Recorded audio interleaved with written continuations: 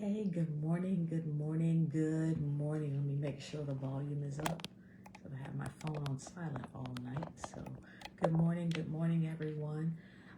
Here in Georgia, we are all anticipating this storm, ice storm, lots of rain, and everybody is running to the grocery stores to get milk and bread and whatever the tissue, yes, tissue as well, and eggs, maybe cereal, something that is non-perishable that will tide them through the storm or tide us through the storm. And so this morning I am reminded, and I want to, though we are paying attention to the weather forecasters, we pay most attention to what God says. And this is not for us not to be mindful that there is a storm on the horizon. But I'm blessed this morning by my reading this morning when Peter walks on water.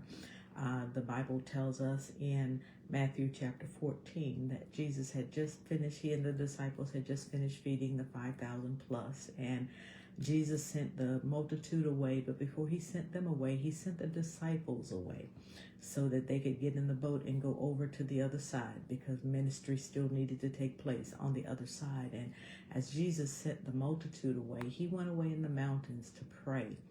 And the boat was still out on the water, and there came a storm. And one thing I don't want us to miss this morning is that even in the midst of a storm, we are never outside of the watchful eye of our God. We are never outside of his view.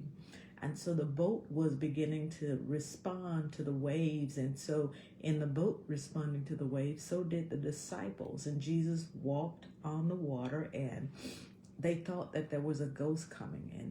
And Peter says, Lord, if it be you, bid me to come. And Jesus told him to come. He told him to come. And I want us to be mindful this morning that we keep our eyes on God. We keep our eyes on God no matter what's going on, because this is what allows us to show up in our own story, is that our focus is on God, that we are not distracted about the winds and the weather and the things that are going on around us. Life is lifing, but we are to keep our eyes on God and stay close to his heart so that we can hear his directions for us and that we can move in the direction that God is moving us. He sent the disciples. Jesus already knew that there was going to be a storm on the horizon. He already knew all about that, but he sent the disciples ahead, and they had to move ahead by trusting him. But they got scared when trust seemed to fail them. But what I want to encourage you today is don't be afraid.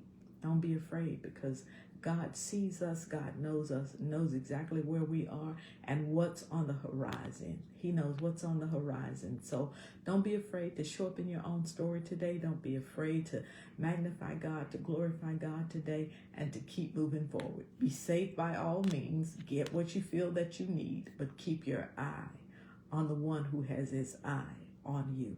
He says that his eye go to and fro throughout the earth, seeking to show himself strong on our behalf. God bless you. Have an amazing day. Don't forget to show up in your own story. This is Dr. Billy Hubbard, and we'll talk tomorrow. God bless.